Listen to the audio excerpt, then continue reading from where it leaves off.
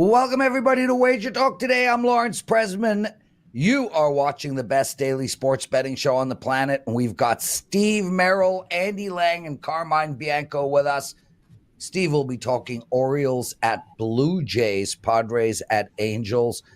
Andy Lang's got a bet for us on the UFC Friday night card and a prop bet for us on the NBA Finals. Carmine Bianco, hockey, Stanley Cup. It's in front of us. Florida and Edmonton. Let's go. Teddy Covers is my co-host. What's your big game breakdown? Yeah, we're going to talk about the New York Mets and what bettors learned today. And then in big game breakdown, we're going to look at the Houston Astros and the St. Louis Cardinals. So loaded Monday edition, Prez. Let's get right into it. You bet. Guys, if you like what you're hearing, take a second out of your day, hit that like button, subscribe to our channel. It would be greatly appreciated. And if you've got any betting strategy questions, ask away. Steve Merril joining us. Steve, thanks for hosting for me on Friday. You'll be doing it again this Friday. How was your weekend? It's good, man. How have you been doing? It feels weird not having in the NBA. It's like summer is here already. It feels like basketball is done. It's baseball only. We're kind of going through the July, early August mindset. And then we realize the NBA Finals, we still have anywhere from 4 to 7 games the next couple of weeks, and it'll kick back in a couple of days. And I'll be doing NBA preview videos. I'm going to have a series preview video today. It'll be up tomorrow on Tuesday, most likely. And then I'll have a game 1, game 2, game 3 every day as I've been doing here on WagerTalk TV. Awesome. Yeah, and no NHL for a while either. So it's baseball pretty much moving forward with a scattering of NHL and NBA. Let's get to it. The red-hot Toronto Blue Jays coming off of a sweep, trying to get their act together. They're playing the Baltimore Orioles today, minus 105 for the Jays, a total of 8. How are you betting this game? Yeah, first of all, Vladimir Guerrero has been playing third base the last few games, and he's normally a first baseman, of course. And what I didn't realize is when he was picked up in 2015, he came up as a third baseman originally, and he says it's his favorite position. Who knew? He looks like the ultimate first base. I coach a lot of baseball, did this weekend. You can put the heavy-set guys that don't move too well at third base also because they've got the strong arm and they don't have to play like a shortstop. So it makes sense, something I thought was kind of interesting. And the Blue Jays are doing this because they're trying to spark several things, including that offense. But as you said, Prez, they've gotten back in current form here. They've won 5 out of 6. Orioles, of course, have been one of the best teams in baseball. And it's really been Yankees-Orioles in the AL East so far this season. I talked about this last week on Friday's show and also on First Pitch that although the Yankees are ahead of the Orioles, I think the Orioles are still the team to beat. If you look at the records against winning teams this year, the Orioles have played more winning teams. They've done better than the Yankees so far. Orioles are also the best home run hitting team in baseball. They have 84 home runs this season. But as is often the case, they strike out a good amount of times also. So I always like to look at the pitching matchup when you're facing the Orioles to see if the guy can throw strikeouts. And they're going against Gausman, who actually is a former Baltimore Oriole. So he'll be facing a lot of his teammates here tonight. And he is a good strikeout pitcher. In fact, had only 3 strikeouts in his last start against the lowly White Sox. Not sure what to make of that. But he had 10 strikeouts the game before that. In fact, he had 30 strikeouts in the 4 prior games. So he is a strong pitcher, I think, in this situation. And I do think he can somewhat hold Baltimore in check. And I like the fact he's going against his former team. I think it's a focused, motivated spot. Rodriguez for the Orioles, also an excellent strikeout pitcher, 24 strikeouts his last 3 starts. So I would actually look at the under in this game. I think there'll be plenty of Ks. I would look at some pitcher K props over. It opened 8. It's now down to 7.5, under 15. Always like playing those under 7.5s when possible because 7 is such a key number. And I think there's still some value with the Blue Jays and Orioles under 7.5. And also, being the Monday game after weekend series, travel without rest situation, I think the Orioles offense coming from home now to the road could be a little bit sluggish here in this first one. I want to ask you about Baltimore because to me, Baltimore is just a fascinating team. They were the single most profitable team in all of baseball in 2022. If you bet on them every game, the Orioles were number 1. Last year, same story, which doesn't happen very often, that the same team's most profitable 2 years in a row. Now it's the 3rd year with Baltimore, and the market's still not giving them a lot of respect, and they're still ranking among the most profitable teams in baseball.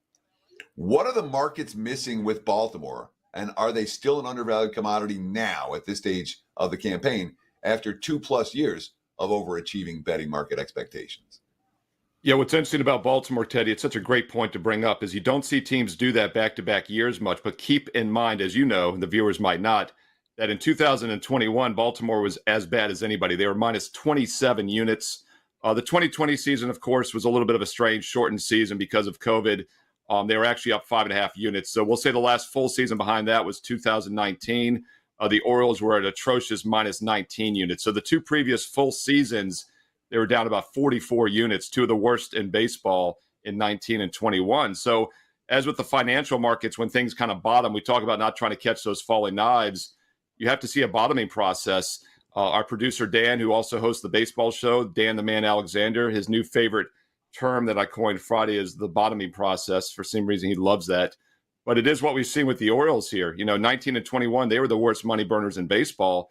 So when that happens, I think teams can become hot and ride longer as well because the market doesn't adjust as quickly. I will say, I think going forward, I'd be neutral in the Orioles. It's situational for me. They're just not a pure play on. But I think that explains exactly what you're talking about, why they can be so good back-to-back seasons, because they were so bad, keep in mind, right before that. Steve Merril joining us. We got a great site-wide promotion going, everybody. For only $199, you can lock in June NBA, NHL, and playoff action. That's 29 full days for as little as $7.11 a day. I guess we should call it our 7-Eleven promo. Steve, what do you got going for the clients tonight? Yeah, I want to talk actually NBA Finals real quickly. I'll be doing the preview video for the entire series later today. Also, we'll have the game-by-game situational stuff. And as you know, I was number one this season in the NBA. I'm number one all-time in units won at WagerTalk in the NBA. And I have not had a 5%er all season. Number one in units won this season and all-time, and I hardly ever, in fact, none this season have 5% plays. Well, I've got one going in game one for Thursday night, and it's loaded right now. So it might not be a bad time to check it out. I know most people have the rest of the playoffs already. They got on board with me at the start. But you haven't, check out the one play 35 for the 5%er. But as we always say, consider a direct subscription. If you get this June special right now for $199, you're getting that $35 NBA best bet. You're getting every game of the finals, and you're getting a full month basically of my baseball as well, which is the daily bread and butter sports. So if you really want to finish with a bang, as that promo shows on the screen, now's the time to do it, because I do have my strongest NBA play going this week in the NBA Finals, my only 5%er this year, this season in the NBA. It's available right now, Steve Merril, WagerTalk.com. Beautiful. Steve, let's keep going.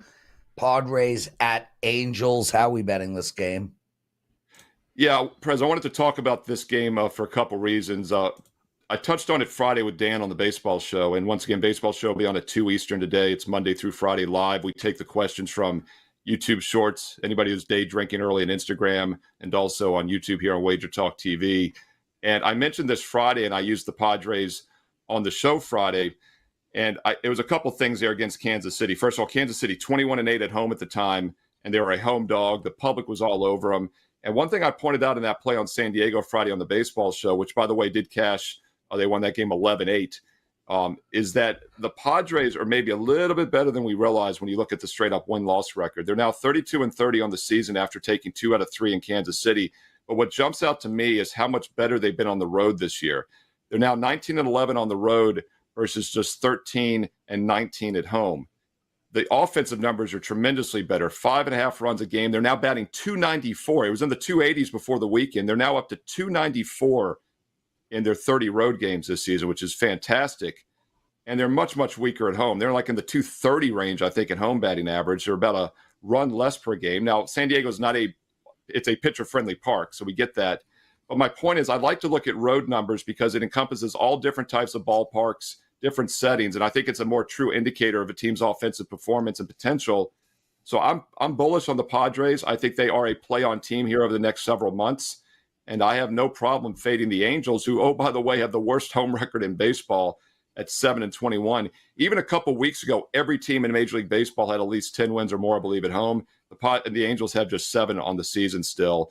They're in terrible current form. They've lost 8 of their last 9, and their offense is ice cold. So we're getting a very strong offensive team here, San Diego, against one of the worst teams in baseball.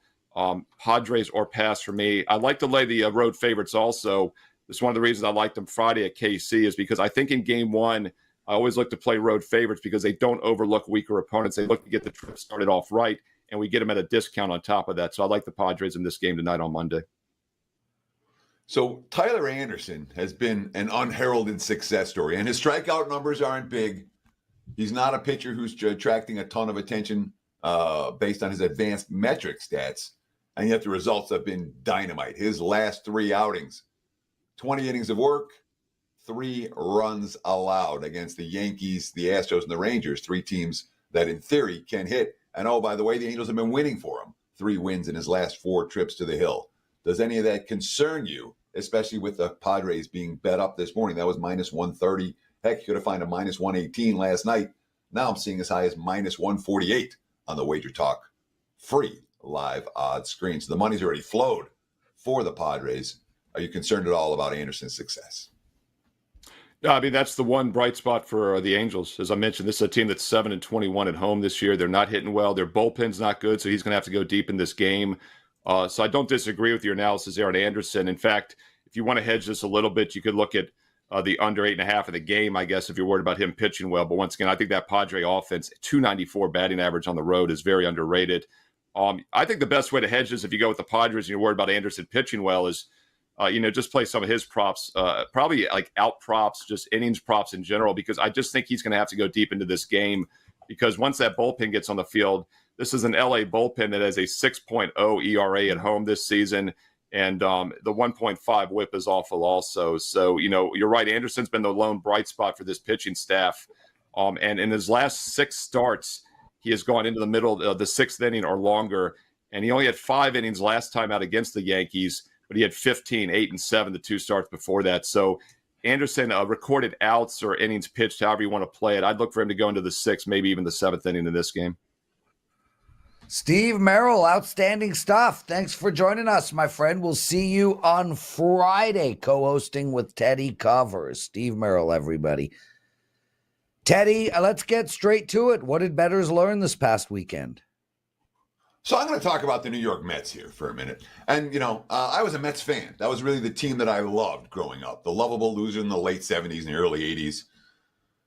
Seaver, Kuzman, Rusty Staub, Felix Millan, Dave Kingman. Those were the guys I grew up loving. And then when the Mets actually got good with Gooden and Strawberry and Gary Carter, Keith Hernandez, Ron Darling, won a World Series, for me it was transformational. Starting route to 1120 Finch Avenue West. Didn't last long. All right. By the time the Mets, signed Bobby Bonilla to that 30-year deal, and Vince Coleman was throwing firecrackers out the window at fans, the Mets weren't a team that I had the same love for anymore. Modern era with the New York Mets. And again, being a fan, that's for me something that when I was a kid, as a bettor, didn't matter. Loved the Mets, didn't like the Mets quite so much, but never regained that love after the Bonilla Coleman era. So in the modern era, the Mets, 75 and 87 last year. And now they're 24 and 35 after losing again yesterday. Another bullpen nightmare, another blown save. They're 5 and 15 in their last 20 ball games. But when we talk about payroll, the Mets have the highest payroll in baseball, higher than the Dodgers, higher than the Yankees, higher than the Braves, higher than the Phillies, all teams with winning records ahead of them in the standings. But the Mets, they're paying the most. So they're bad and they're expensive. The blown saves are a nightmare, as demoralizing as it gets. And again, yesterday's blown save in my mind was as huge as any all season. Instead of winning the series 3-1, now it's 2-2, and they're back to 11 games under 500. It was the 3rd straight game where the bullpen had caused them problems, and it's a bullpen that's been problematic all season. Look, I thought there might be a spark. We talked about the Mets in the big game breakdown on Friday, where they had the team meeting, and Francisco Lindor sparked them to victory, and then they won another one. But bad bullpens kill sparks, and bad bullpens kill chemistry. And when we look at the Mets, some of the quotes coming out of that locker room compared to what we're seeing in Kansas City or Cleveland or Washington, night and day. So I thought there might be a buy sign for the Mets after this weekend. I don't think so anymore. Lawrence, that's what I learned. Back to you, my friend. Oh, sorry. Wow. Sheesh, dude, that put me to sleep. And I just woke up. Can you tell us more about your childhood fandom and, maybe the history of another team? Sure. Happy to go. Where do you want me to go?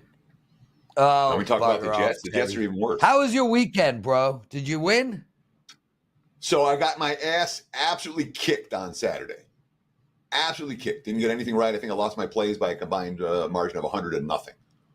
And then yesterday, we got a blown save winner where we rallied back in the ninth inning to get back on track, a game I desperately needed. So it was not a good weekend. Nonetheless, we come out of it at least with the arrow pointed upward after catching with the Royals in the ninth inning yesterday. What about yourself, Lawrence? Well, I missed Friday. I had a great Thursday night. I had an okay Friday, mediocre Saturday, and a shit Sunday. That sums up my win-loss situation for my clients. Finally lost a 4% play after winning the one on Thursday. Now 21-3, I think. I have to go through it. I will be doing that a little later. But no, it was a losing weekend, which sucks. It absolutely slays me when my clients lose, but hell, nobody is winning every single day of their lives. As for the map questing, Dan Alexander, that was an accident. My phone just map quested, a mattress store. Andy Lang joining us. What up, Andy Lang?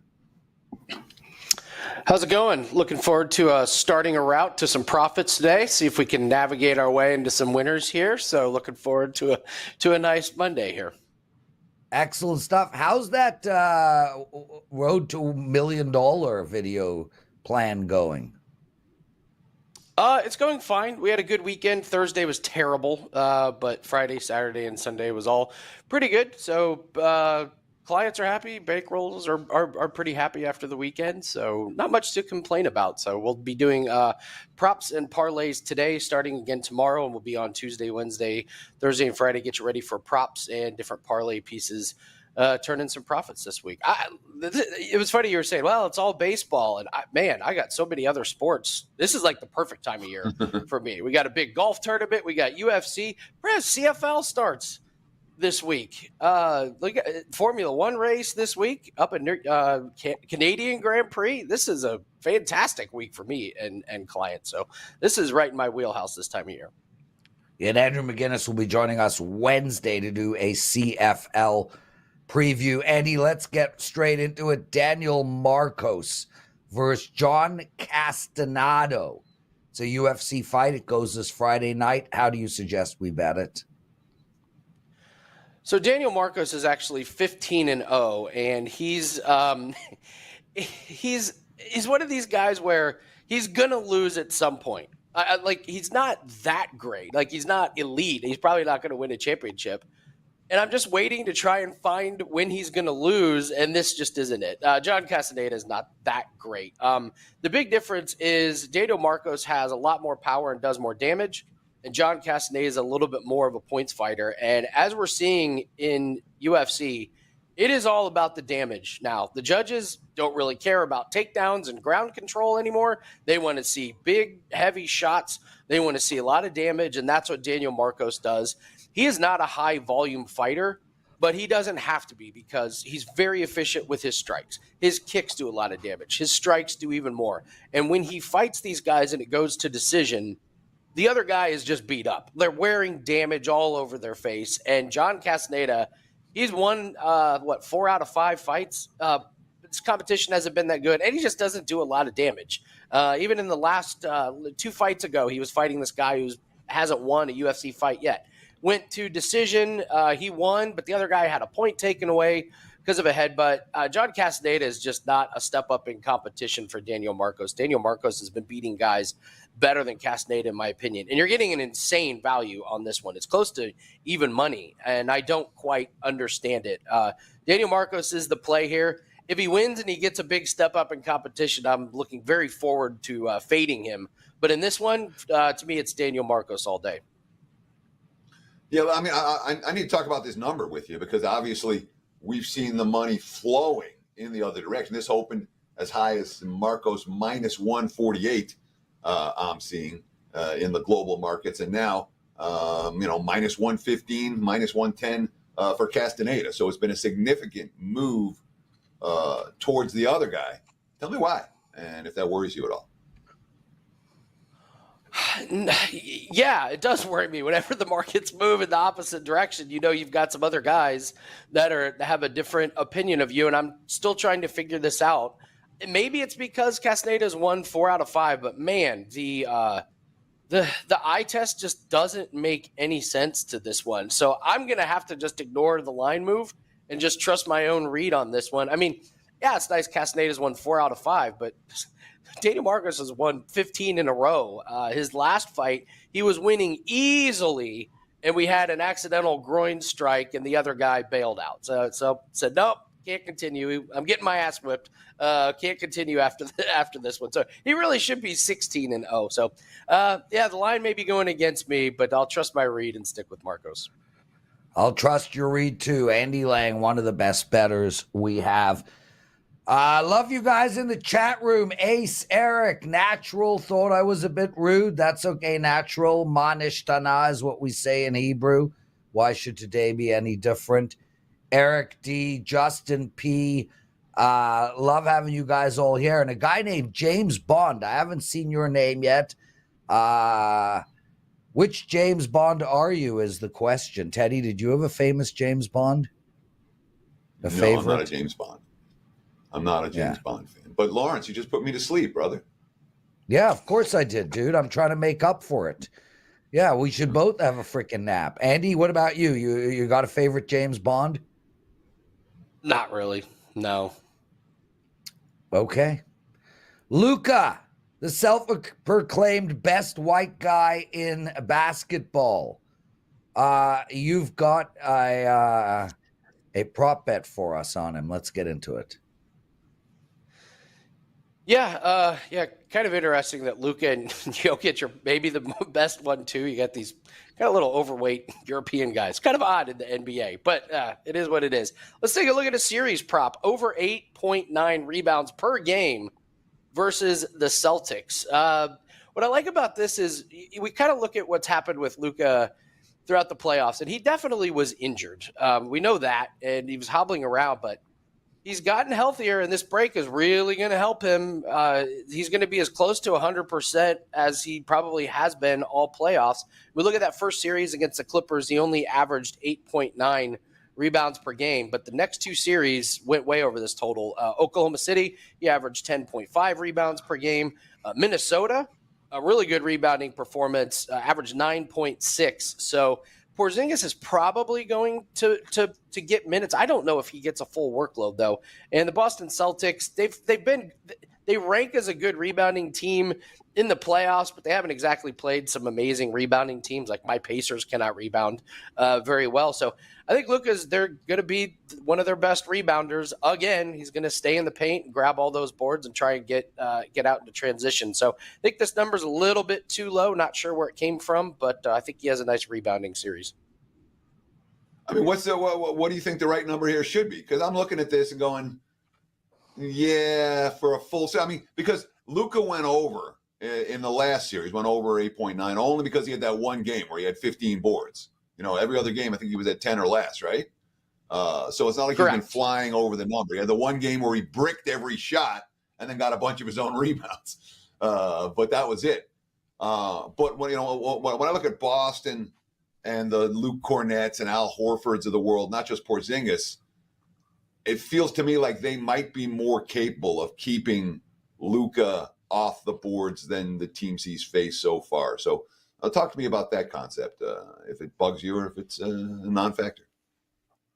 I know you hate where I'm going to go with this, but in the regular season, he played Boston twice. He had 18 and 12 against them. And no, there's not a whole lot we can take away. I guess the other thing is, he's going to be playing so many minutes. If he's healthy, the opportunities are going to be that. I don't know why he would sit, hardly at all. He averaged over 40 minutes against the Timberwolves, and even one game he only played 37 in the closeout game where it was a complete blowout. And he sat towards the end, so I think he even stays. Maybe we might be looking at 45 minutes per game with him. And I agree, Horford, Cornette, Tatum's a good rebounder, but I don't know if he can do it against Minnesota and Gobert. I feel like he can do it against the Celtics team. Andy Lang, everyone. Andy, what do you got to promote? We've got our cross-sport parlay of the week. We hit our 4% one last week, and this one's a 5% play. It is a absolutely fantastic play. This is one of my favorite cross-sport parlays we've put up this year. We are 14-6 in these in the last 3 months, and it's just I really like building the week with one big play that you can lock in now, and it takes place kind of over the week. These have just been a great source of income, and we're kind of lowering the volume. I don't have any plays that are up today. We don't need to force anything because we love these cross-sport parlays so much. I think I may have 2 or 3 of them this week, along with some golf plays, and that may be it. I think I can bring in quite a few units doing this. So we cashed the one really easily, no sweat last week. This one is worthy of a 5% play. I encourage everyone to lock that in and enjoy those profits. Andy Lang at WagerTalk.com. Beautiful. Andy Lang, everyone. If you like what you're hearing, again, take a second out of your day. Hit that like button. Teddy, lots of chatter in the room. Tyler wants to know if I have a red room in my house. It's a reference, I guess, to a room full of sex toys. No, I do not. But I'm game. Sure. I mean, if I didn't have 5 children in my house every second week, I'd have a red room. What about you, Teddy? I'm pretty sure you'd have a red rum. Red rum. Red rum. Sorry, Shining reference. Is that a joke? That was terrible. Yes. Dan, do we have any booing graphics that on Fun hanging fire out with you today? Lawrence. Well, give me a boo. Let's see. I want to see the boo graphic. Oh, caught you on that one. Don't even have one for me. Teddy, it's time for your big game breakdown. Big game breakdown. Let's talk some MLB for Monday. Before I get into it, I do want to mention that finish June with a bang special at WagerTalk.com. If you buy today, you get 29 full days of action for about $7 a day. Right now, WagerTalk.com. No promo code needed. Get on board right now. Again, all access, all June, just $1.99 for the capper of your choice. Let's talk about the Astros and the Cardinals. Look at the WagerTalk live odds screen right now. I'm seeing Houston, let's call them minus 170, minus 180. Total in this game, 8, a little bit of juice to the under, minus 115, minus 120. And you better believe we're looking at the under in this ball game. Justin Verlander for the Astros today. He is in a groove right now. Last time out, 7 innings, 3 hits, 1 run allowed versus the Mariners. He's been dominant. Verlander dominant, the ageless man in 3 of his last 4 trips to the hill. And when we look at the Cardinals' track record against Verlander, well, they're combined 5 of 33 against him. That's a 152 batting average with a 503 OPS. Neither Arenado nor Goldsmith has had any success against Justin Verlander. We look at the other side of the equation, Kyle Gibson. Well, let's see. He had 6 innings of work, 2 hits, 1 run allowed last time out at hitter-friendly Cincinnati. Kyle Gibson, 2 earned runs or less, 7 of his last 8 starts. He's been a consistently undervalued commodity this season. The Astros aren't hitting. They scored runs in only 1 inning 8 times in their last 11 games. Yesterday was not one of the 8. They scored runs in 2 different innings. They still lost 4-3. I mean, last 9 games, 3-5-1, 4-1, 2-2, 5-1. Nary an offensive outburst, lots of low-scoring affairs. St. Louis, they're 6-0 with a push to the under in their last 7 ball games, trending under. They just scored, 8 runs in 3 games at Philly. Not an offense that's clicking either.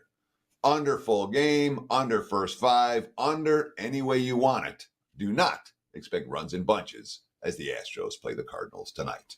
There's your big game breakdown. Lawrence, back to you, my friend. Teddy, breaking news.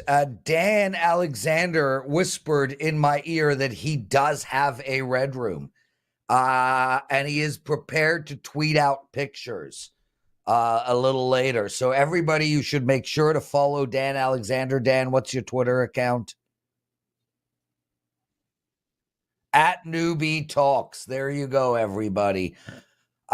Theodore, Carmine Bianco joining us, and we have a chance to talk NHL. Carm, we've got a Stanley Cup matchup lined up, and a fascinating one at that. Really, two teams that couldn't play any more different. You have the speedy, dynamic offense of the Edmonton Oilers against the grinding, close the center of the ice, vicious Florida Panthers. This is going to be basically a series on which team controls the pace of this hockey game. I'm curious what your thoughts are. I'll give mine. Series price, Florida minus 130, Oilers plus 110. I already bet the Oilers a while back to win it all. That's where I'm going, and I'm happy to explain it. Where are you going, my friend? I don't think you need to explain it, Prez. I get it. There's a stigma that comes, or something that comes with the Edmonton Oilers, that people always think they're a running gun team. They're a team that in the playoffs falter because their goaltending falls apart.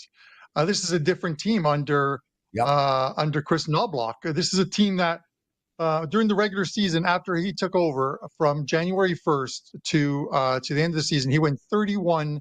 They went 31-12-5, 43-16-6 record. If you factor in the playoffs, I really wish the coach of the year, because I had Knobloch to win coach of the year at I think 25 or 30 to 1. I really wish they made those decisions based on a team's full season and not just the regular season, because obviously he had a shorter season and they gave it to Vancouver's coach.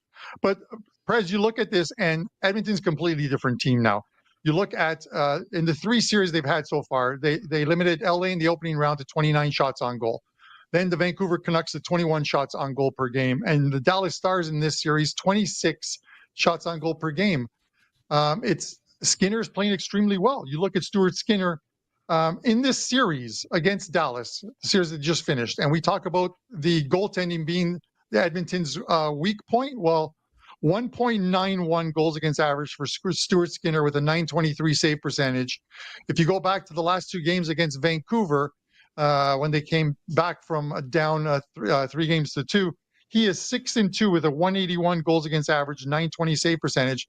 And it's because they're doing a fantastic job of collapsing in front of the net, not giving teams rebounds, tying up guys, and getting it out. And then they let their offense counter. And when you got guys like Draisaitl, McDavid on that team, you're going to get some goals from this team. You look at specialty teams, Edmonton, number one in power play, 37.3 percentage. Unbelievable. Penalty killing, number one, 28 or 29 straight penalty kills, 93.9. Florida's not that bad themselves. 23.2 on the power play, which is ranks number 6 in the playoffs, and number 2 in penalty killing at 88.2%.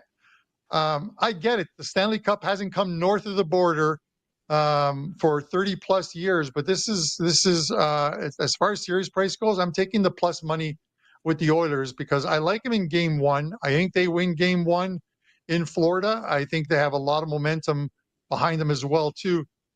And the one big thing, Prez, is in this series is when you look at Florida at this point, every team has film on each other.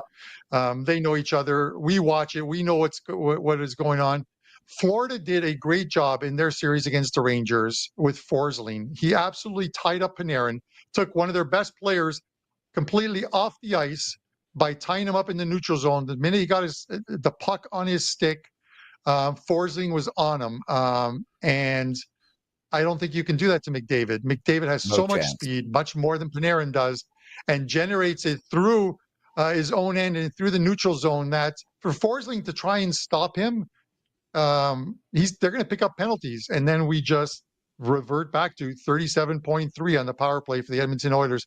They buried Dallas yesterday with 2 early power play goals and didn't have to do anything after that.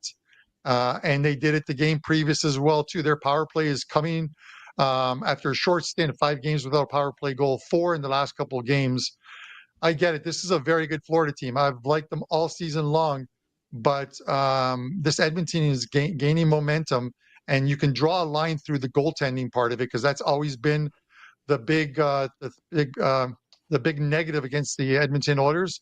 You can't look at it now. Stuart Skinner's playing extremely well. You may not think he's better than Bobrovsky, but in the last series, people thought Ottinger was the better goalie. Edmonton still won that series 4-2. So I'm going with the better team here offensively in a series where goals might be at a premium in this one, Lawrence. But I really like the Oilers in game 1 and to win the series. Because if they win game 1, if you like Florida to win the series, just wait till after game 1. Because if they were to lose game 1, you're going to get plus money on them instead of having to lay $1.30. Yeah, I mean, that's a big if, though. Listen, I like your handicap, and I think you're right. And I want to add to it by saying that, Florida just beat the New York Rangers, and before that, the Boston Bruins, and before that, the Tampa Bay Lightning. I don't think Florida has seen the speed that is about to come at them. The New York Rangers is a heavy team, a grinding team. They play a similar style to Dallas and Florida. They're a team that clogs up the middle, likes to keep everything on the inside, likes to slow pace in the neutral zone. Boston Bruins are exactly the same way. They emulate the New York Rangers in that sense. They're a heavy team, not dynamic. None of the Rangers or Boston are puck possession teams. They're teams that counterattack. Florida's a counterattack team as well. And I think we have a situation here where you're right about game 1. And I think it's going to take at least one game for Florida to really say, oh my God, how are we going to adjust to the speed? I don't think they've seen anything like it all year. I think you made a great point. Handicap was excellent. Carmine Bianco likes Edmonton in the series and Edmonton in game 1. Anything else, my friend? A lot of people are talking about, Lawrence, the amount of travel these teams have to do. It is, obviously from Florida to Edmonton, it's 2,400 miles, which is like 30 for us north of the border. It's 3,860 kilometers. The NHL, if you look at the playoff scheduling and the Stanley Cup scheduling, the first 2 games are in Florida. Then they have 2 days off, 2 travel days instead of 1. And then it's the same thing for games 5, 6, and 7. There's 2 travel days. There's 2 days off in between the games. So they're stretching this out and taking the travel out of it.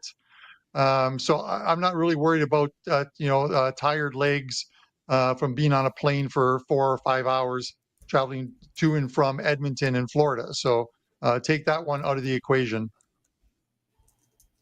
So real quick, Carm, when we look at the recent history of Canadian teams in the Stanley Cup Finals, the Vancouver Canucks lose in 94 and 2011. The Flames in Calgary lose in 2004. The Oilers lose in 2006. The Senators lose in 2007. The Canadians lose in 2021. So that would be, an 0-6 run for Canadian teams. We've got 2 Canadians, you and Prez, both saying, oh, yeah, this is the year for Canada. Why are I'm not saying that. Why have Canadian teams failed so repeatedly, and why is this year different? Well, it's tough. Obviously, there's only 7 Canadian teams, and 25? Was it 7 Canadian teams, Prez? 7 Canadian teams, and 24, 25 American teams. But also, the teams that you mentioned were never as gifted as this Edmonton Oilers team. We're seeing something from this team, and this is a team that, for Teddy, for the first 16 games or 18 games of the season, they were absolutely abysmal. Terrible team, couldn't do anything on the ice, and a coaching change turned this team around. He's got them playing defense. He's got them understanding how to play defense, and it's the same thing that Paul Maurice did with the Florida Panthers. Took him all of last season until the last month of the season to get Florida to buy into his style of hockey, and they win on that amazing run, make it to the Stanley Cup Finals. Injuries took their toll on them, and they lose to the Vegas Golden Knights. I just think that from a talent perspective, there is more talent on this Edmonton Oilers team. And I look at it this way, and people are going to argue this point.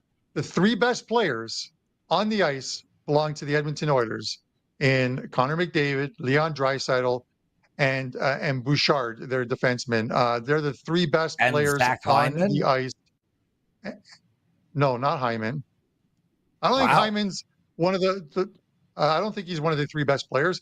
He's got the benefit of playing with Connor McDavid, and he's got 13 or 14 goals in the playoffs this season, but he is not one of the three best players on Fine. the ice for both teams combined. I think you make a case for Barkov, a fantastic talent. I love Barkov. Maybe Matthew Tkachuk, but I think the three best players on the ice, the two forwards and one defenseman, belong to the Edmonton Oilers. The rest of the team is buying in, Lawrence. McDavid, Hyman, Nugent Hopkins. That's a great number one line. That is 69 points they've combined for already in the playoffs between them. Draisaitl, Perry, McLeod. Perry making the Stanley Cup with 5 different teams, Teddy, in the last 6 years. Corey Perry's been in the Stanley Cup on a team in the last 6 years, 5 times. He's been in a cup final. And then Kane, Henrique, and Holloway. They're rolling out lines, and they're playing well defensively. If they weren't playing as well as they are defensively, and we saw it against Dallas, they completely took Dallas out of this series. Dallas had no answer for them. It couldn't get anything. So with that said, I'm sticking to it as a Canadian with the Edmonton Oilers getting this over on the Florida Panthers. Unfortunately, agree or disagree, I'm fine with it. Yeah, and just to really end this segment, this misnomer about Canadian teams. A Canadian team wins the Stanley Cup every single year, Teddy. Every year, without fail, since the beginning of time. They just happen to be in America at that time period. But it's always Canadians that win the Stanley Cup. Carm, what do you got to promote? So, Lawrence, perfect segue. I said since January 1st, the Edmonton Oilers were 43-16-5. I am up 46 units on sides and totals in the NHL since January 1st. You can get the rest of the Stanley Cup playoffs, I believe, for only $69. It's in the hockey drop-down menu on my page.